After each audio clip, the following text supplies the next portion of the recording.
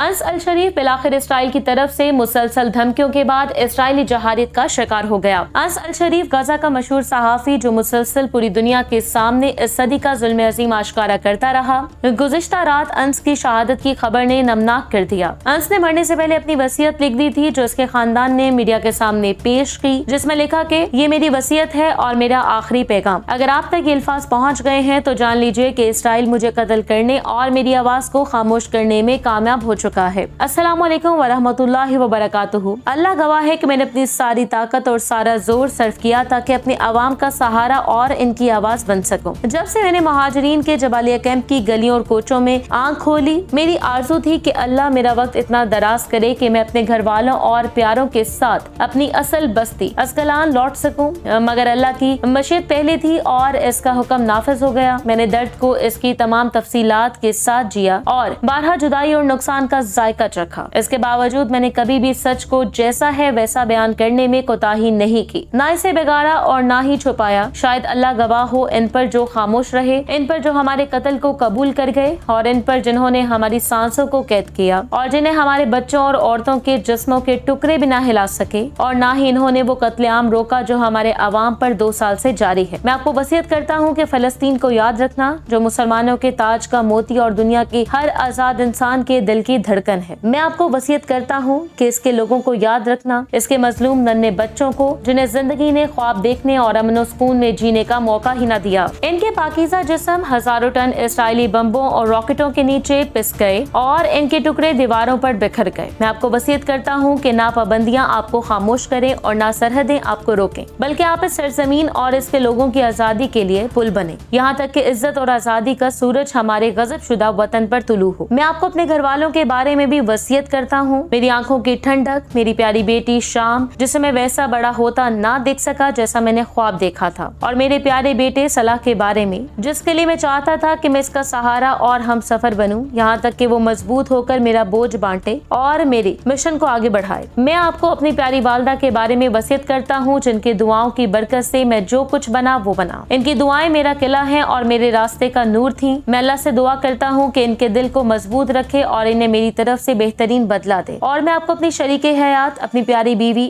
صلاح بیان کے بارے میں وصیت کرتا ہوں جس سے جنگ نے مجھے دنوں اور مہینوں تک جدا رکھا، مگر وہ عہد پر قائم رہی، زیتون کے اس تنے کی طرح جو نہیں جھکتا، صابرہ اور مستصبہ جس نے میری غیر موجودگی میں پوری طاقت اور ایمان کے ساتھ امانت کو اٹھائے رکھا۔ میں آپ کو وصیت کرتا ہوں کہ ان سب کا سہارا بننا اور اللہ کے بعد ان کے لیے ڈھال اور پشت پناہ ہونا۔ اگر میں مر گیا تو میں اپنے اصول پر ڈٹا ہوا مروں گا اور اللہ کو گواہ بناتا ہوں کہ میں اس کے فیصلے پر راضی ہوں، اس سے ملاقات پر ایمان رکھتا ہوں اور یقین رکھتا ہوں کہ جو کچھ اللہ کے پاس ہے وہ بہتر اور ہمیشہ باقی رہنے والا ہے۔ اے اللہ، مجھے شہداء میں قبول فرما، میرے پچھلے اور آئندہ کے گناہ معاف فرما اور میرے خون کو میرے عوام اور میرے اہل کے لیے آزادی کا چراغ بنا دے۔ مجھے معاف کرنا اگر میں نے کمی کی اور میرے لیے دعا کرنا کہ اللہ مجھے اپنی رحمت سے نوازے کیونکہ میں عہد پر قائم رہا۔ مجھے معاف کرنا اگر میں نے کمی کی اور میرے لیے دعا کرنا کہ اللہ مجھے اپنی رحمت سے نوازے کیونکہ میں عہد پر قائم رہا، نہ بدلا اور نہ بدلایا۔ غزہ کو نہ بھولنا اور مجھے بھی اپنی نیک دعاؤں میں یاد رکھنا۔ اللہ تعالیٰ